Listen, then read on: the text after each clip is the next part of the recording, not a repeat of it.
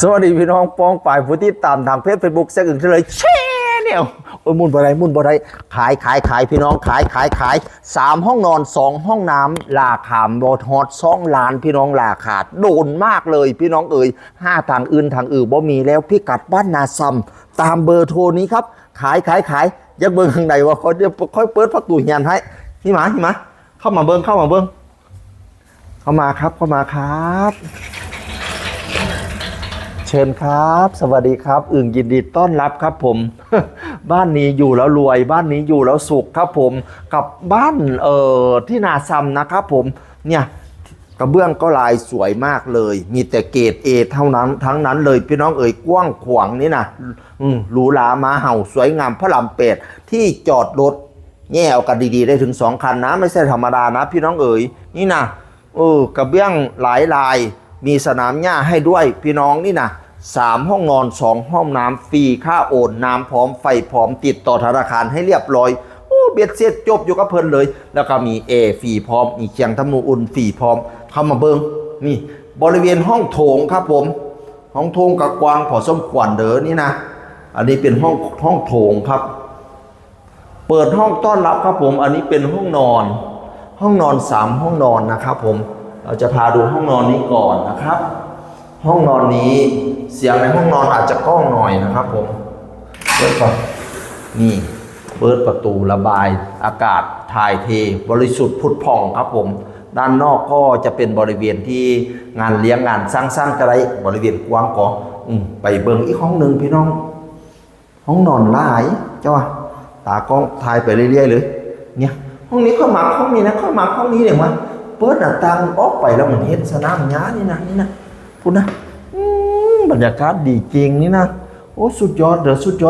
3 ห้องนอนให้ลูกให้พ่อให้แม่อยู่นำกันได้พี่น้องพาไปดูเองนะครับตากล้องหลายตาไหมดูห้องนอนอีกไหมดูห้องนอนในครบเลย3 ห้องเลยครับผมนี่นะห้องนี้กับกว้างครับผมนี่นะ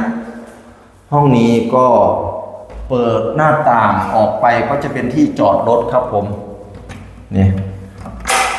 นี่ที่จอดรถครับผมนี่นะ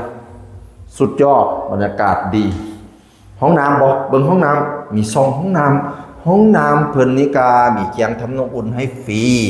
แล้วก็สุขภัณฑ์ห้องน้ำก็จะมีแต่เกรดเอทั้งนั้นเลยนี่นะนี่นะครับผมปิดป้ายเยอะอย่างดีห้องนี้อย่างดีก่อนนี่นะเคียงทำน้ำอุ่นกระพร้อมฟักบัวน้อยฟักบัวใหญ่พร้อมพี่น้องมีอ่างล้างหน้าให้พร้อม2 ห้องน้ำนี่นะเบิ่งคลิปเดียวยาวๆเลย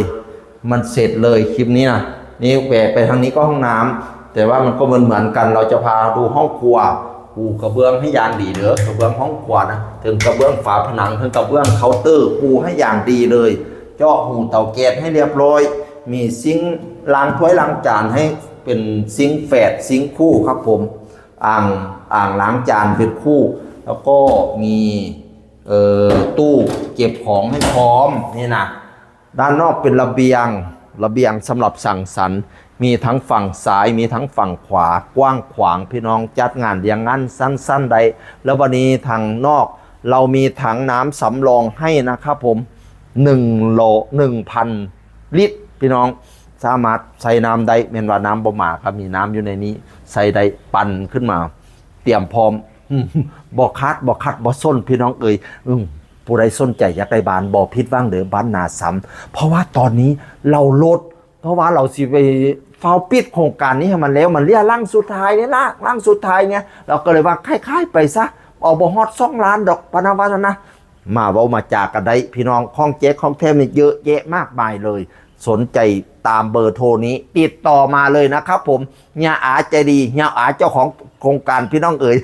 มีลูกให้บอกล้านเสียงอื่นที่เลยแชร์แนลสวัสดีครับ